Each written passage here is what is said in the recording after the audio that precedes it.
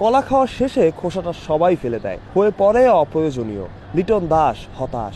পারফিউমিং আর্টিস্টদের কাজ পারফিউম করা, আর যখন পারফিউমের পক্ষে কথা না বলে তখন তাদের গ্ল্যামারাস লাইফও হয়ে পড়ে বিবর্ণ। ঠিক এই ছবিটার মতোই গেল কয়েকদিন লিটনকে দেখা গেছে মিরপুরে সকাল দুপুর। নেটে ব্যাটিং করেছেন, ফিটনেস নিয়ে কাজ করেছেন, রিল্যাক্স আর চিল থাকতেই পছন্দ করা লিটন বুঝতে পেরেছেন পেশাদারি জীবনে পরিশ্রমটাও কতটা গুরুত্বপূর্ণ।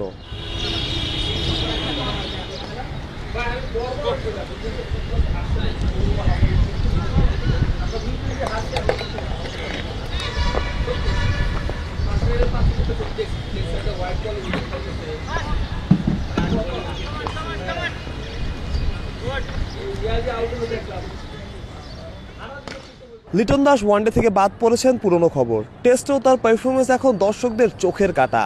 বিসিবি সভাপতি নাজমুল হাসান পাপন তো বলেই ফেলেছেন, শ্রীলঙ্কার বিপক্ষে টেস্টে লিটন না খেললেই বোধহয় ভালো হতো। এই ভালো খারাপ হওয়া আর না হওয়ার আলোচনায় সবচাইতে বেশি চাপে লিটনই, এমন একটা সময় যখন লিটন সবকিছু থেকে দূরে।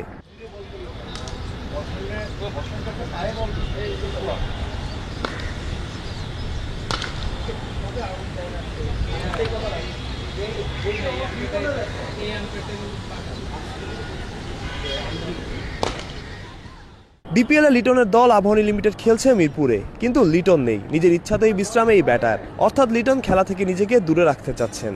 কতটা চাপে থাকলে একজন ক্রিকেটার এমন সিদ্ধান্ত নিতে পারেন?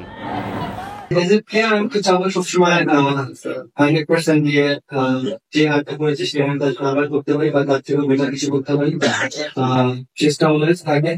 এই জন্য পরিশ্রমও করতেছি।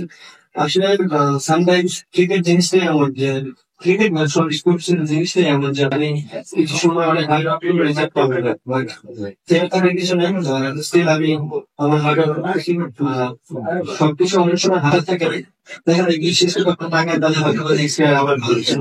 চিল রিল্যাক্স কোনো অবস্থাতেই এখন লিটন নেই। সামনেই বিশ্বকাপ, লিটনের ফেরাটা খুব প্রয়োজন, যতটা বাংলাদেশের জন্য ঠিক ততটাই তার নিজের জন্য।